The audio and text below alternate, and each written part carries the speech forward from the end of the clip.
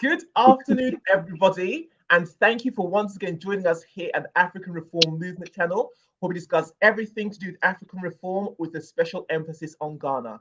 As always, I'm your host, Uche Lokai. If you're joining us for the very first time, thank you and welcome.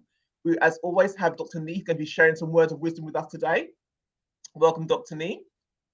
So, Thank you. Why have I disappeared? No, I'm just gonna kick this. Whoa. Remove this one. No. Okay, let me just remove you for a second. Okay. And then remove this one. There you go. So we had a bit of technical challenges this morning, but we'll get through it just fine. So if you're joining us for the first time, just to let you know, as always, Dr. Nee has a number of social media platforms, and they are there at the bottom of your screen. Don't worry if you don't have any time to write them down. These can all be found in the description box. Just bring them to your attention now. But I always encourage people to check out his websites, which not a lot of people know about. But he's got like a number of articles on there which may be of interest to you, and you can like have a read of them at your own leisure. If there's anything there that you want to discuss, send Dr. Nee an email or a message, and he'll contact you. And then he has a bookstore. He's written a number of books. Weep Not Africa, The Fifth Republic. Please tell them that I'm here. If they need me, I'm here. A few others that he's written that can all be found at that store. So please make yourself available of these resources, because as Dr. Nee speaks, you'll be able to understand why he thinks the way he thinks, okay? And you'll be able to like track with him a bit more, keep a pace with him a bit more. So today's topic is Here Comes the Fifth Republic.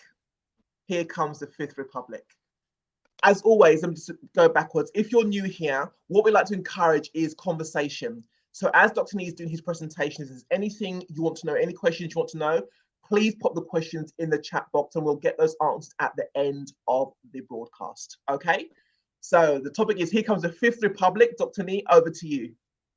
Thank you very much, Uche, and all the great people who have found time to be with us this morning in Ghana. We are talking about Here Comes the Fifth Republic. What it means is that here goes the Fourth Republic. And this has been my theme for at least 20 years. Can we just start with the first slide?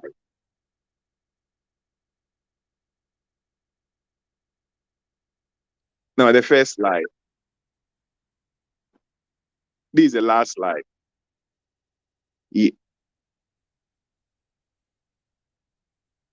All right. So the first slide is a question that I pose. What it is to be done. This is the question Lenin posed when he was in exile in Switzerland, I think in 1902, 120 years ago. Then he followed with burning questions facing our movement. At that time, we was talking about the socialist Marxist movement in Russia. And today, 120 years after, I'm asking the same question. What is to be done? Burning questions facing Ghana. We are in trouble. Potentially, Ghana is supposed to be one of the most prosperous nations in Africa. But as I speak today, we are the worst. Not one of the worst, we are the worst. We have the poorest performing currency. We have the highest debt to GDP ratio. We have the highest inflation, highest interest rates, and we are on the top of likely defaulting nation regarding our public debts. You can add whatever you want to add to it. We have the fastest developing national international reserve. So everything is moving south in Ghana. Between Ghana and Sri Lanka, there is only one country called El Salvador.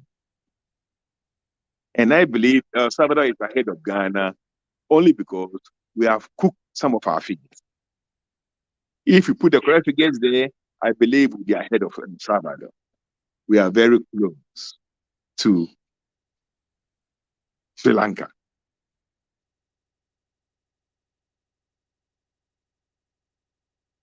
Ghana is in Africa as we speak now, economically.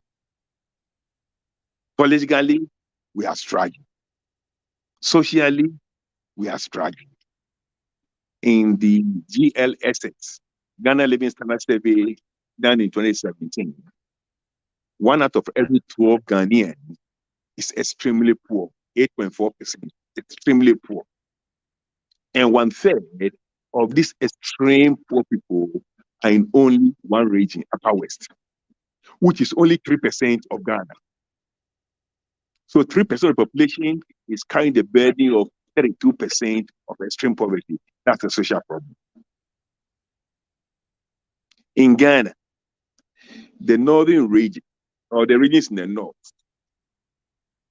in the last census, they constitute about 18% of the population, and they are living on 41% of the land. When it comes to Greater Accra, it's only 1.36% of the land, but it's also housing 18% of the population. So the extreme north is grossly underpopulated, which makes it economically non-viable. And down in the south, Greater Accra is extremely overpopulated. Now, you know the woes of over and underpopulated entities. It's a lose-lose situation for Ghana. So socially, we have a problem, big problem. And all these is in contravention to the preamble of our Constitution, the soul and spirit of our Constitution. As we speak today, our debt is about 400 billion cedis.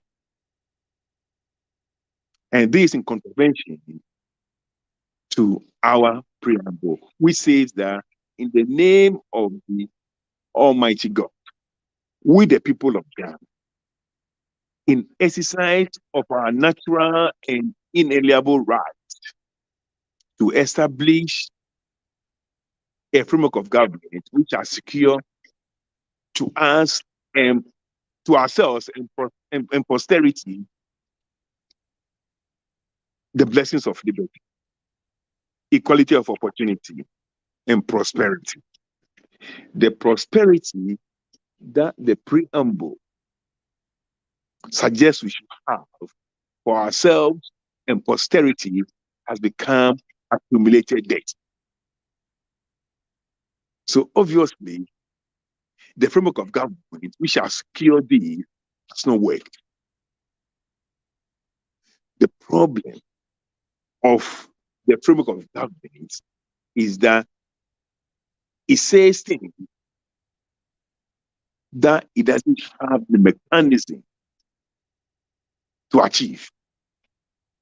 It's come up with these lofty ideas of blessings of liberty, of equality of opportunity, and of prosperity. But there are no mechanisms in the Constitution that will allow these things to be achieved.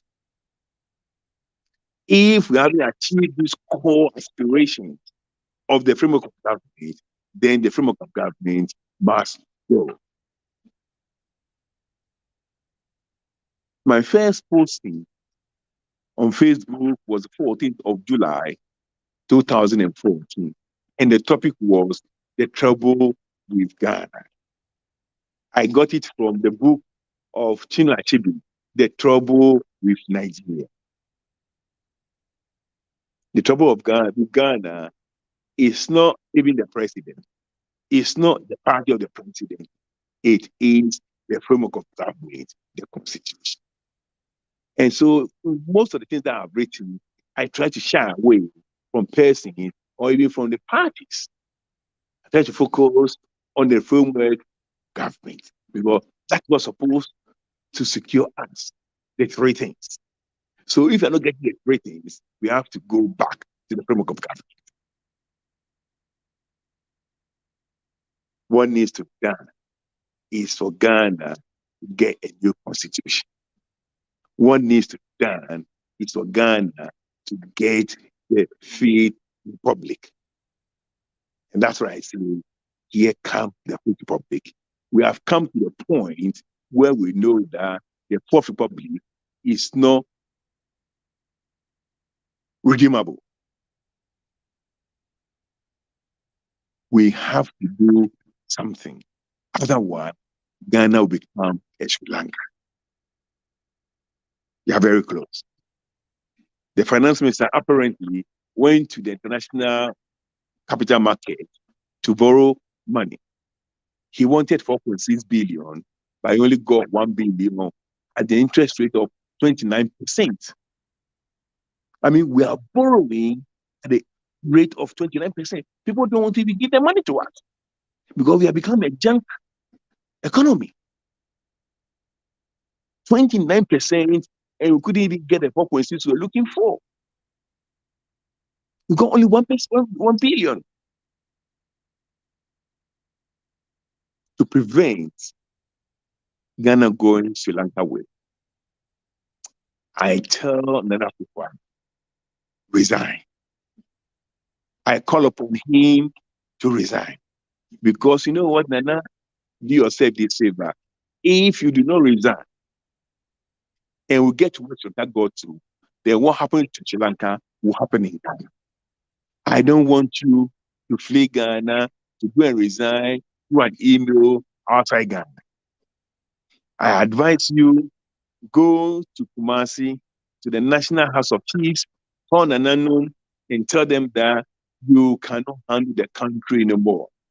You don't have what it takes to handle a country that, according to you, is suffering from the effect of COVID and the effect of the Russian-Ukraine war. Ghana is not the only country in Africa, but according to you, we are the only ones who are affected. So go and tell Nanano that you cannot manage a country like this. This is not what you thought when you contested to be president. You cannot handle it. Because if you do not do that, you know that when there's uprising, rule of law suffers, and human rights are abused. I don't want Ghana to go through an uprising like it happened in Sri Lanka for rule of law to suffer and for human rights to be abused. Go and resign. And because you are not the actual problem, but the framework of government is, we have to suspend the constitution. We have to get a new framework to take Ghana forward. And Nananu, once you resign, we have to suspend the constitution and form a National Salvation Council and a government of national unity, which I will do.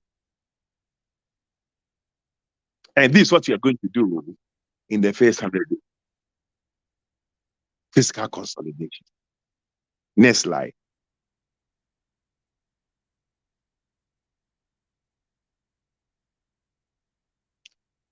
We know that judgment starts from the house of God.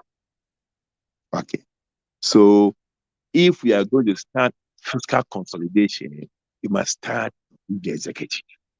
We have over 100 or 120 minutes or whatever. We are going to cut it down to 27. A split executive of a president as head of state and a prime minister as head of government. And the structure is going to be 25 sector ministries, which are regrouped into 5 super ministries. Each super ministry will be headed by a senior minister. Now, I'll give an example. We'll have a super ministry for social services. And these social services will be composed of 5 sector ministries. Health, that is 1. 2, education, youth employment, and sports, that is 2. 3 will be aged care, mental health, and social education. 4 will be water and housing. And 5 will be tourism, arts, and culture. So these are the 5 sector ministries under the Super Ministry of Social Services. And for instance, the Minister of Health may be selected to become the senior minister of the Super Ministry. We also have law and order with 5 sector ministries like Attorney General, Police and Internal Security, Defense, Justice and Constitutional Affairs, and I think what's the 5th one? Forgotten. I think Traditional Authority and Civic Authority or Civic Organization, something like that. Then we have one on the economy, treasury, digital economy, small business and deregulation, productivity and workplace relations, diaspora affairs, and population and resource allocation. These are the 5 sector ministries. And one of the sector ministries will become the senior minister. Now we are doing this to cut down cost. There will be no deputy ministers. Now, if a sector minister travels, then one of the sector ministers in the Super Ministry will act for him. So there's cross deputization. This is to streamline activities of the ministries. Now, within the executive, there will be 2 bodies. One is the council itself, and the one is the committee of ministers. The council will be made up of the president as his chair, the prime minister as his deputy chair, and the 5 senior ministers. If the president is in the country, the prime minister takes over. If the prime minister is in the country, one of the senior ministers takes over. Power from the executive will not be transferred to Speaker of Parliament again. And then the second group is the committee of ministers, which is headed by the prime minister.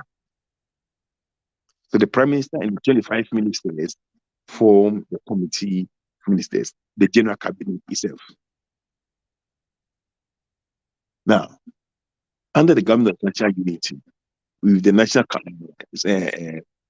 Salvation Council, I propose that the highest ranking female in the Ghana Armed Forces becomes the prime minister for 2 reasons.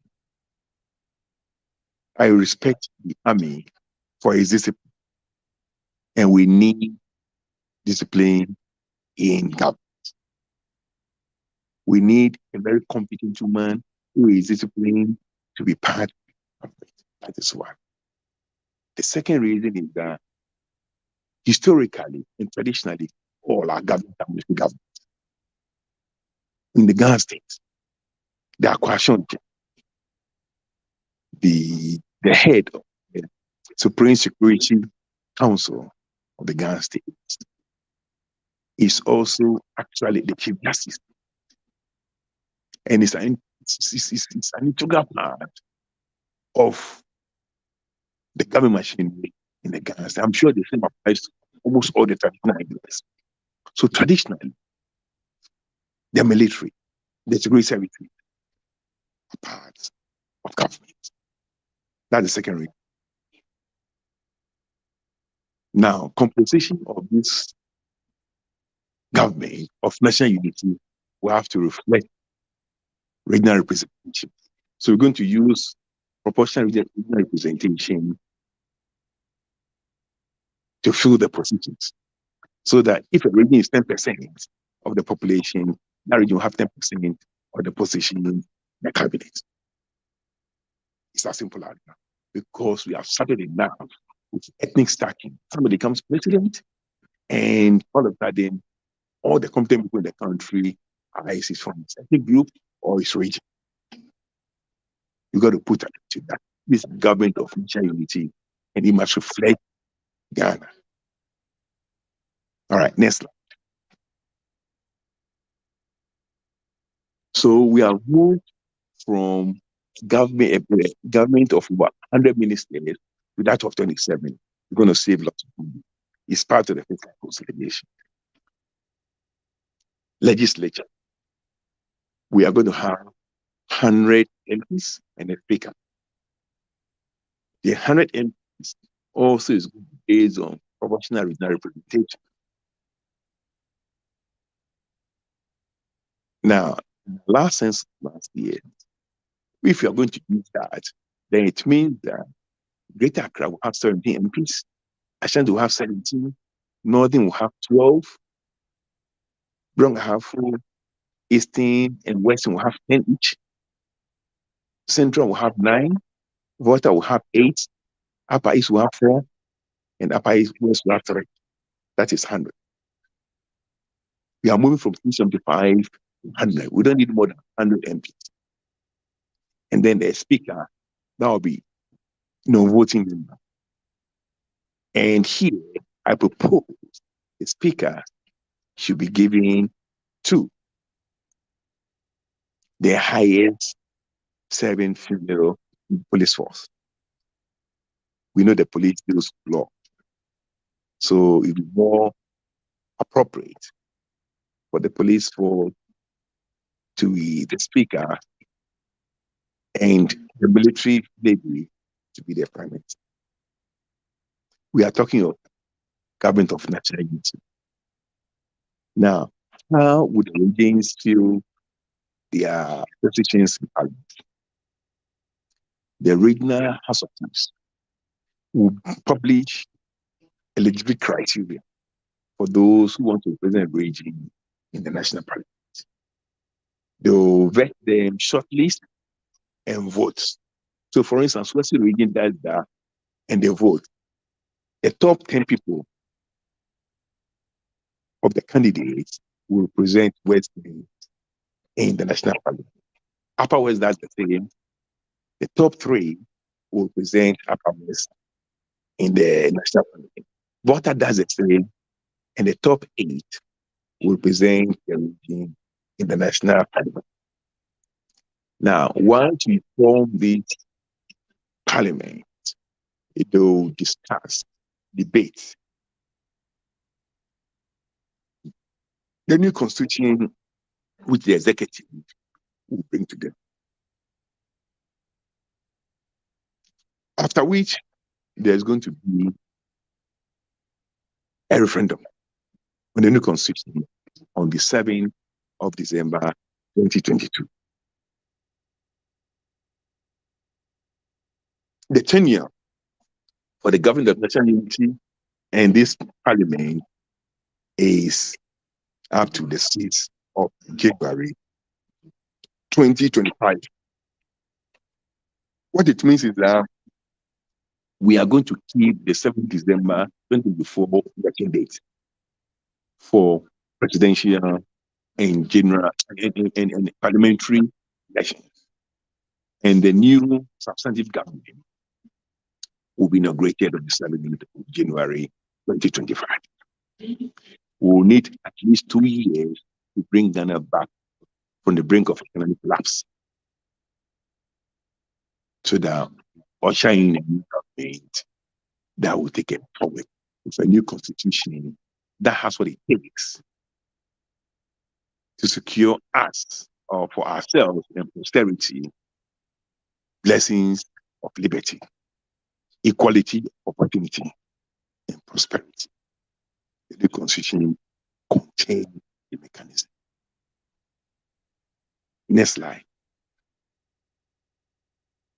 Judiciary will dissolve the Supreme Court and will create a 9-member constitutional court of a Chief Justice, Deputy Chief Justice, and several other members. All of these people will be appointed by the Council of State, by the Judicial Service Commission. The tenure of each member will be 10 years. As we speak, there is no upper limit. In the mess Ghana finds itself, the president has found it necessary to appoint 4 new Supreme Court judges as we speak. And one of the judges is actually being promoted from the High Court straight to the Supreme Court, bypassing the Court of Appeal. And he's been in the High Court for only 2 years. And to make matters worse, this person actually stood as a member, as a candidate for the ruling party as an MP. A very partisan appointment. Never in the history of Ghana had this happened. But the president has the power to do so because the constitution allows him to do that. When you have the president, when you have the constitution that accommodates all these ethnicities, then you have a problem with the framework of government. And you will never achieve the lofty idea of places of liberty, quality of opportunity, and prosperity. The framework of government must go. Next slide. Regional local government will dissolve the present status quo of 16 regimes in about 260 districts. Will create new states. I prefer to call the region states of 8 to 10% of the population, and will create new districts of 1.6 to 2% of population. In other words, we're going to have 11 states, and each state will have 5 districts, and each will have 5 constituencies. Okay, so we're going to have 55 districts in the whole country, and each state will have 25 constituencies that will be used for state parliament. National parliament is going to be based on proportional regional representation of only 100 members. Once we dissolve the present system, the president of each regional house of chiefs will act as regional minister until we have state elections by the 30th of June next year, when all the full infrastructure of the state government will be in place. We'll talk about these separately. This just giving the highlight of what we do in the first 100 days of the National Salvation Council. Next slide. Council of State. All right, so we're going to have a new Council of State. The present one, majority of members are appointed by the president, and they have never disagreed with the president, as you would expect. We want a one along the lines of Asante Mancham. I call it Ghana Mancham. Okay, Council of State of Ghana. And this will reflect Ghana as a sovereign nation. It's going to be made up of national government, that is the president, the prime minister, and the 5 senior ministers. And then you're going to have national parliament, the speaker, and 4 other parliamentarians. Then judiciary, the chief justice, and 3 other justices. The security services, going to have the chief of defense staff, the IGP, director of prisons, that I prefer to call correctional services, and director of DNA or NIB, whatever they call it. Then we have statutory officers like head of civil service, governor of Bank of Ghana, and accountant general. And of course, we also have state representatives, 2 members from each state, the state premier and the speaker of parliament. But until we have state elections, to have 2 state representatives as the premier and speaker, the regional house of chiefs will give us its president and another member to represent each state. Now, this Council of State will be a house of national unity. As you can see, the representation is going to be a house of appointment. All members of the Supreme Court, all members of the Court of Appeal, all service commanders, IGP, Bank of Ghana, governor, and all those people will be appointed by the Council of State and not the president anymore. As you recall, Chairman would say the president appoints 5,000 people. Too much power. The council is going to take bulk of those appointments. So it's going to be a house of appointments. It's going to be a house of review. Controversial legislation from Parliament may end up there to be voted on by the whole country as completed by the Council of State. And of course, it's going to be a house of development planning. We're going to plan the run of the country there. We'll talk about this in details, but this is just highlighting what we'll try and establish as a system within the first 100 days. Next slide. Electoral system will dissolve the present system. We have an electoral commission that is truly independent. It's going to be made up of 5 members, 4 are part-time. 1 appeal court judge, the IGP, the Auditor General, and government statistician. These 4 people will advertise for Chief Electoral Officer, who will be the 5th member and the Secretary of the Electoral Commission. Okay. Now, the Chief Electoral Officer will be working like the present chair of the Electoral Commission. But then he is going to be the only full-time member who will be head of the next body, Electoral Secretariat. The Electoral Secretariat is going to be like a ministry. And the Chief Electoral Officer is going to be the Chief Director. And he will be assisted, he or she will be assisted by 6 directors who will head the 6 directorates.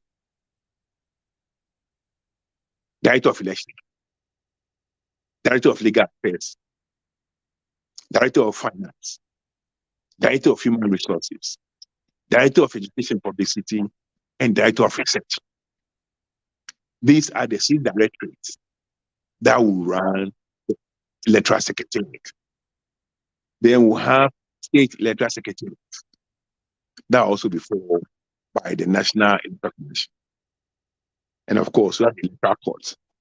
5-member Electoral Courts, out of finality. They will do 4 electoral matters, and there will be no appeal between them. It will be made up of a justice of the Constitutional Court, 3 appeal court judges, and a legal representative of the National Traditional Authority or the National House of Chiefs. They will do all matters relating to the electoral process. Next slide. This is the final slide, and it is about the economy. We're going to have a new taxation system and a new taxation of Ghana tax.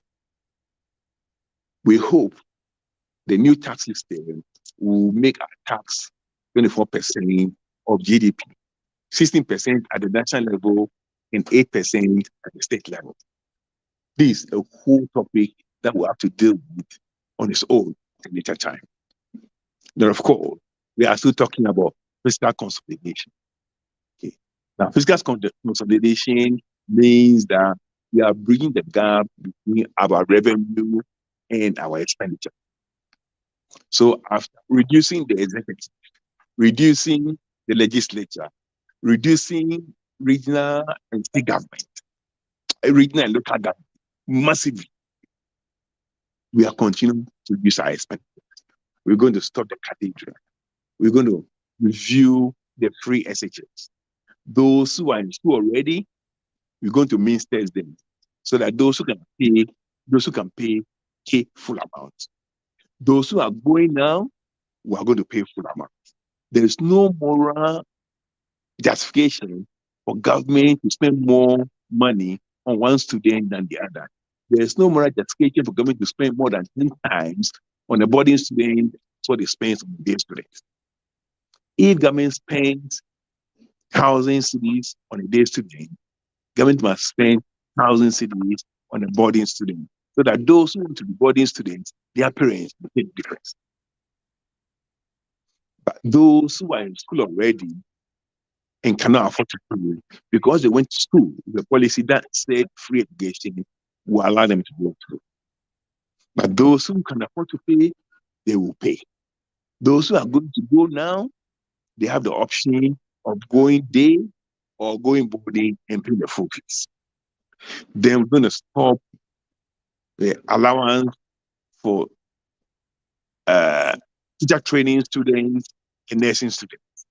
Okay, there's no place for government paying people to go and study. If we decide to use all the budget for education, we cannot educate everybody through free boarding and giving free allowance to teacher training students. We're going to stop that.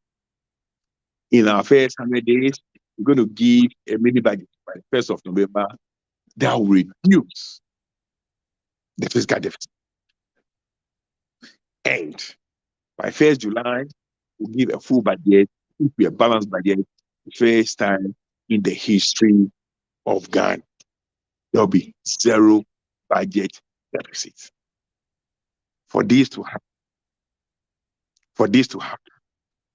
the Akufo-Addo must resign. The Constitution of the Fourth Republic must be suspended. And the Fifth Republic Constitution must be eroded. Here comes the Fifth Republic. The Constitution to rescue, resuscitate, and restore. Chwa Umanyaba.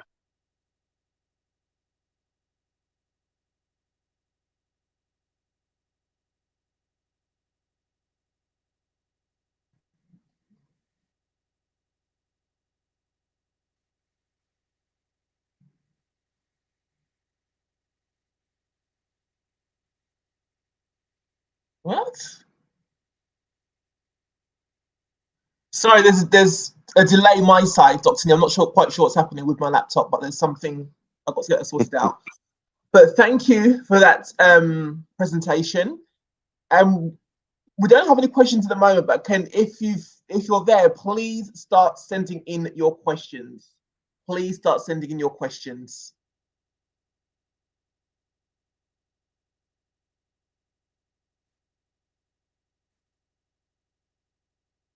So just to wait for them to start sending things in. There was a lot of echoing.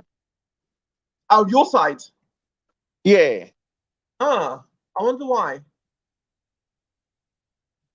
I'm not sure. Oh, maybe because the other one.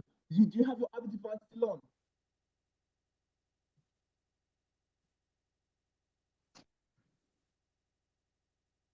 Do you have your other device still on? Can you hear me? Hey, as you can see, I'm on call. I'm dressed in my work uniform. Can you hear me, Dr. Nee? Uh-oh.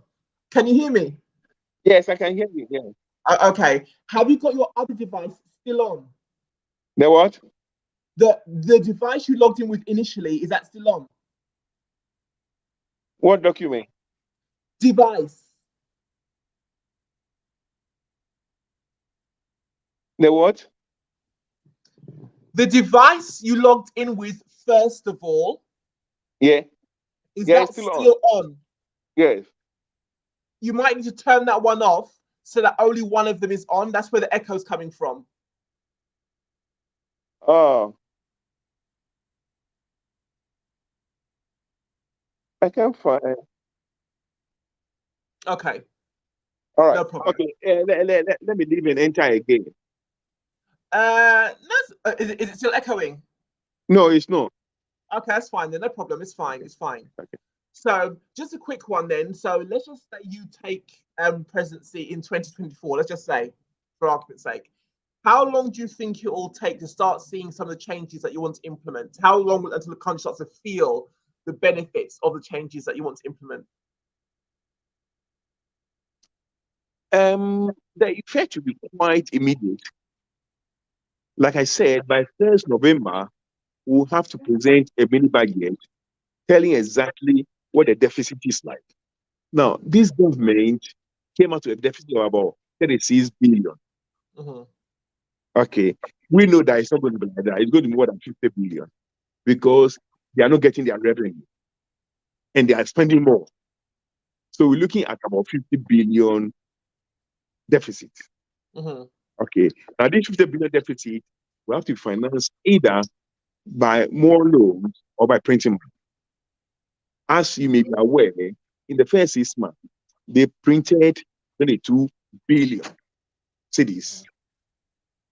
They printed 22 billion cedis in the first 6 months. Now, that's about 5% of GDP. If you annualize that, that's 10% of GDP. No country prints 10% of GDP and survives. Okay, that's 10% of GDP. No country prints 10% of GDP because inflation is going to increase supply of money. Inflation is going to break through the ceiling. And not only that, because of the supply of cedi, the value of the cedi will fall relative to the dollar.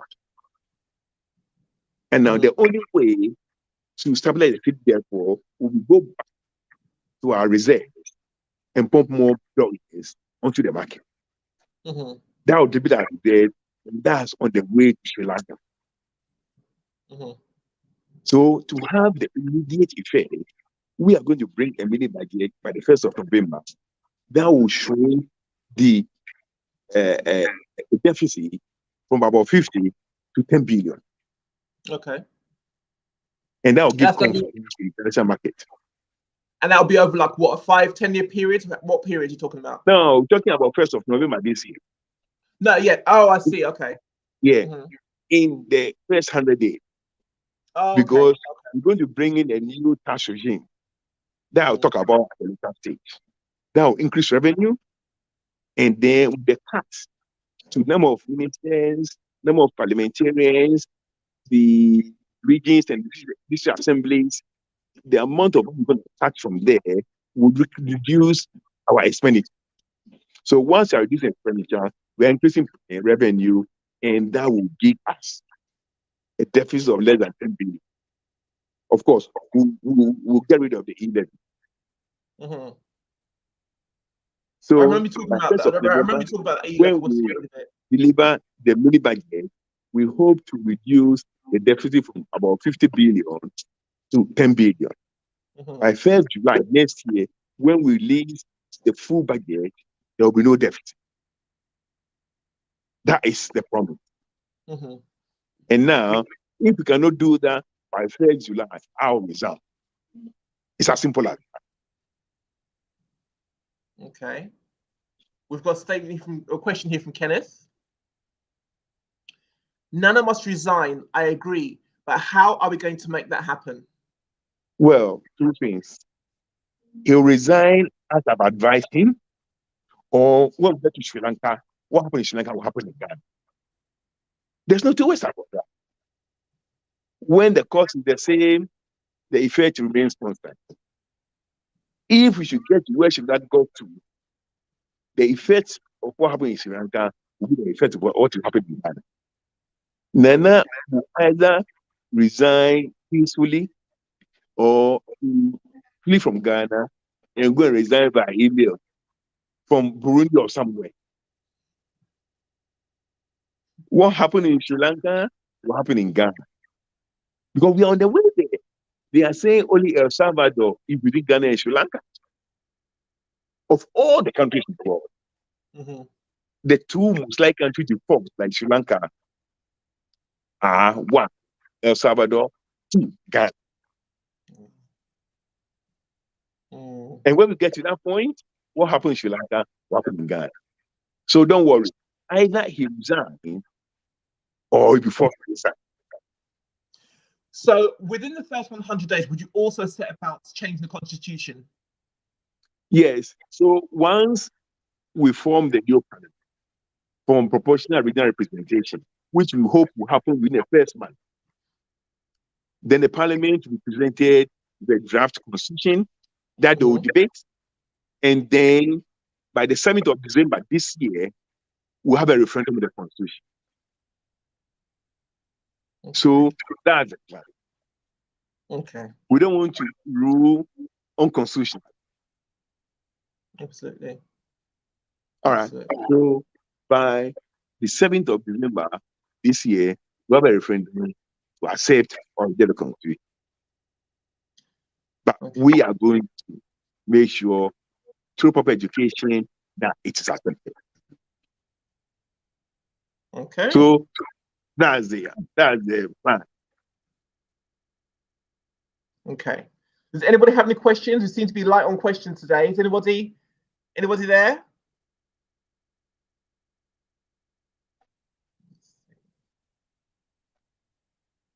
Right, Dr. Neve, it looks like those are all the questions, interestingly, that people have. Oh, just Kenneth.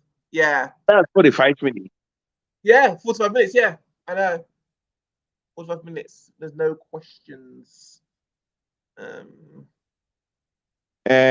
What's Nilante, are you there? No, online today, I'll show you. We have, we obviously know you've got Kenneth and you've got Sophia. Sophia, okay. Hello, Sophia. How are you? What is your question? I know it wasn't. Yeah, just and then Andra. Andra, Nico, what is your question? That's who we got today.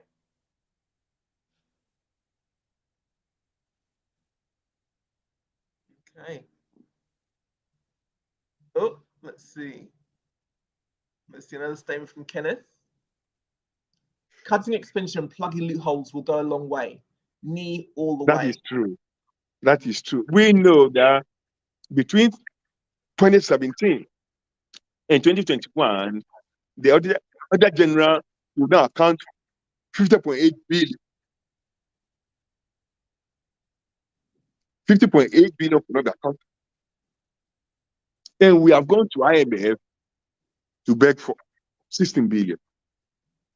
Something is very. Yeah. And that is why the Accountant General and the Auditor General are going to be key members of some of these government budgets. Because you've got to plug in the holes as you go along. Last year alone was 17 billion that could not be accounted for. This year, we have gone to beg for 16 billion. I still can't get over the fact that that 17, that amount of money is unaccounted for, and no one's raising any alarms. There's nobody is facing the law. That's just insane. That's just insane. So we have a problem. That's insane. Very, very the bad. framework of government, the Constitution accommodates all this error and all these excesses. It must go. Yeah. Yeah. Extraordinary. I can't go over that. Okay, well, if there's no other questions, then appears to be any other questions, Dr. Nee. So any final words? All right. So then we'll bring today's one to a close. And hopefully next Saturday, I'll not be working, so there'll be no pressure on me. Okay, good. Yeah. There's one final There's a lot of pressure. Yeah. He says, there are no questions because we are absorbing this useful information. Come on, people power. The time is very close. Nana either resigns or when you get to Sri Lanka, what happens to her will happen in Ghana. It's as simple as that. And all the signs are there. All the signs are there. He must go to Nanano. Yeah. And say that I can no longer handle the economy. Otherwise, what happens in Sri Lanka will happen in Ghana. Cause and effect, nobody can escape that. So, brothers and sisters, I thank you very much for making it to meet me today. We'll meet again next week. All right, take care, everybody. Thank you for joining us. As always, same time, same place next week, Saturday. Enjoy the rest of your day. Bye-bye.